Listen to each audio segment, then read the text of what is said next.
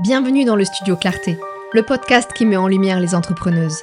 Je suis Mélanie et avec mon studio d'enregistrement itinérant, je parcours les salons, les foires et les festivals pour tendre le micro à celles qui osent entreprendre.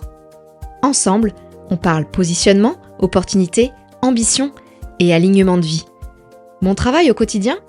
Accompagner les chefs d'entreprise à créer la communication qui leur ressemble pour mieux vendre. Écoutez mon invité du jour pour une belle dose de conseils et d'inspiration.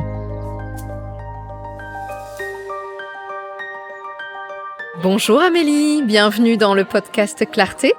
Quelle est ton activité exactement ? Comment tu peux nous décrire ce que tu fais ?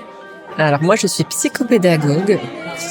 Ça a été un choix de vie suite à 20 ans d'enseignement où ce que je voulais vraiment faire c'était aider les enfants qui avaient des retards d'apprentissage, des troubles du neurodéveloppement et qui étaient en attente souvent très long pour des diagnostics.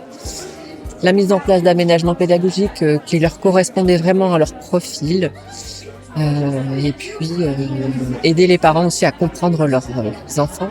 Donc ça, c'est ce que je fais à travers de la psychoéducation. J'ai des familles qui arrivent vers moi vraiment que pour de l'émotionnel, d'autres vraiment pour des troubles d'apprentissage, d'autres qui sont perdus sur la voie de « et si il a quelque chose et je ne sais pas ce qu'il a et comment je fais et vers qui me présenter ». Eh bien moi, je suis le maillon entre l'école et les professionnels de la santé qui peuvent poser les vrais diagnostics. Si tu choisis quelques mots, juste quelques mots, pour résumer très clairement ton activité, j'ai entendu le mot maillon, j'ai entendu le mot école, le mot parent. Moi, je construis des ponts.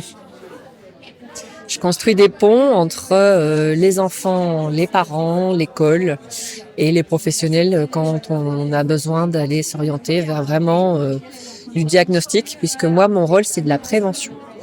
Donc, et c'est de la prévention autant pour bien réorienter vers le bon professionnel et de la prévention dans l'attente des diagnostics qui peuvent être parfois très longs. Donc, je peux proposer des accompagnements pour éviter justement cette longue attente et permettre à l'enfant d'avancer plus sereinement. Des fois, dans un parcours où on a des enfants qui ont des difficultés d'apprentissage, etc., il peut s'y passer des longs mois sans forcément de diagnostic, sans qu'on arrive à avoir un accès à un neuropédiatre, etc.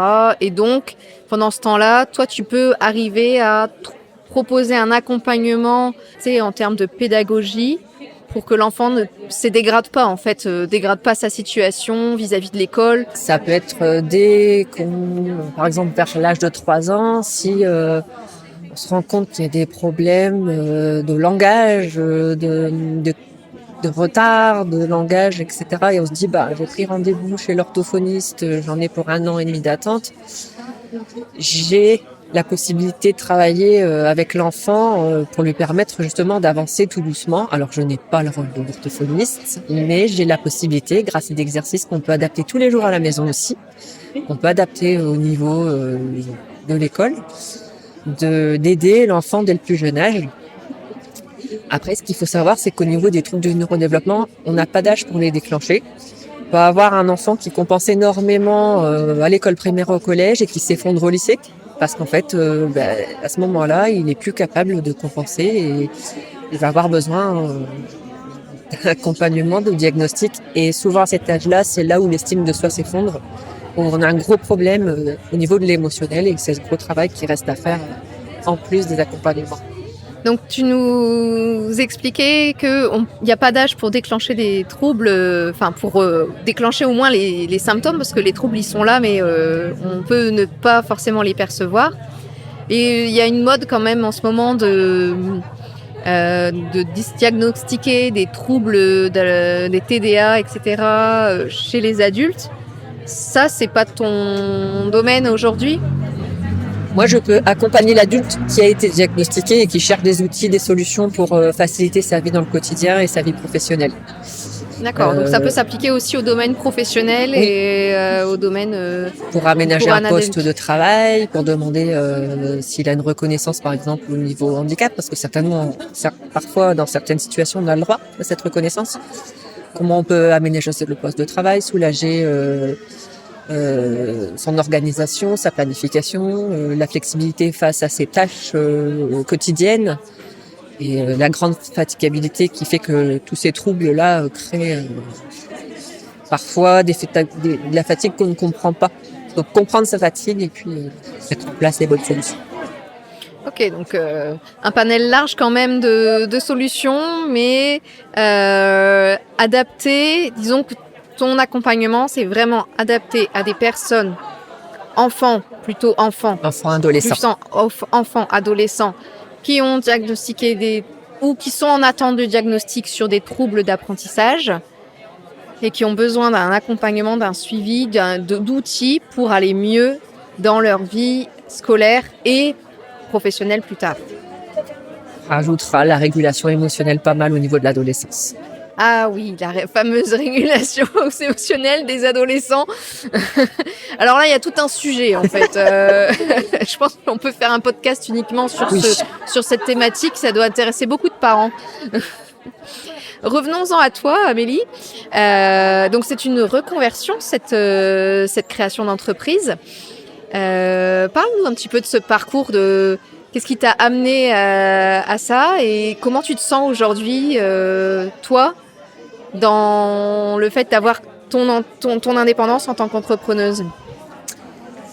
Alors moi, je suis arrivée un petit peu par hasard au niveau de l'enseignement, où j'ai été professeure des écoles pendant 20 ans.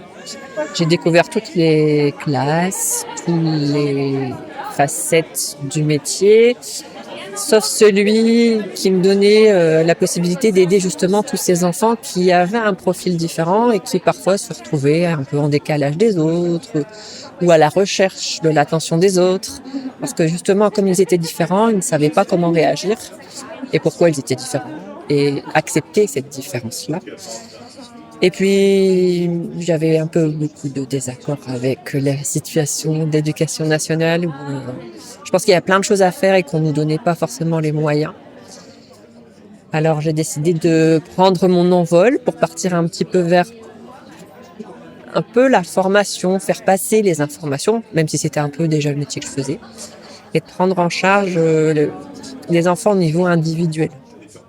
Et c'est là où je me retrouve vraiment aujourd'hui, où on est au calme, j'ai le temps de prendre le temps.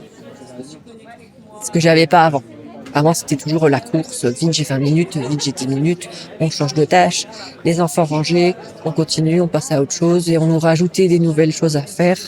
Aujourd'hui, j'ai le temps de prendre le temps, de connaître l'enfant, je vois ses réactions, je l'écoute beaucoup, j'écoute les parents, je leur fais passer des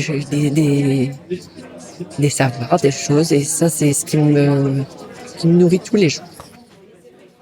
Donc, est-ce que tu dirais qu'aujourd'hui, tu as trouvé ta place, ta juste place, que tu te sens alignée par rapport entre ce que tu aimes faire, ce pourquoi tu es excellente aussi. Merci, c'est gentil. Et ta mission et ton entreprise. En fait, je m'étais un petit peu éloignée des enfants en me disant que c'était peut-être plus ma place et plus je m'éloignais d'eux et plus ça me rappelait que ma place, elle était à leur côté. Et je me rends compte que d'être entrepreneur, c'est pas facile tous les jours. On a plein de casquettes, mais ça, je le faisais déjà dans ma classe et dans mon ancien métier. Donc, ça me fait pas plus peur que ça. Tout ce que je veux, c'est en fait, la mission que je me suis toujours mise et celle qui m'a toujours la plus enrichie, c'est de voir se réveiller les petites étoiles dans les yeux des enfants. Et si les enfants ont des étoiles dans leurs yeux, alors les parents, ils sont contents aussi. Peut-être qu'ils auront des étoiles aussi à leur tour. Et alors pour finir, encore, quel serait ton prochain défi, ton futur défi ? Alors il faut savoir que la psychopédagogie, c'est de l'accompagnement individuel, mais c'est aussi faire passer les savoirs par la formation. Donc en fait, je suis également formatrice en même temps. Et le but, c'est de faire des formations professionnels qui en ont besoin. Donc, par exemple, les professionnels de l'éducation, de toutes les personnes qui entourent les enfants dans différentes structures. Et de mettre en place aussi Alors on appelle ça de la psychoéducation du parent. Donc des ateliers où le parent peut apprendre et comprendre comment fonctionne son enfant en fonction du trouble ou pas, puisqu'il est peut-être venu aussi en curiosité de savoir qu'est-ce que c'est un enfant tout simplement, ou comment apprendre, comment apprend un enfant, comment se développe un enfant. Parce qu'en tant que parent, on n'a pas forcément tous les outils. Et pourquoi pas par la suite de développer ça, tout ce qui est numérique, pour qu'un parent puisse être libre de suivre une formation et de prendre son temps pour se former. Ça, c'est mes petites stratégies.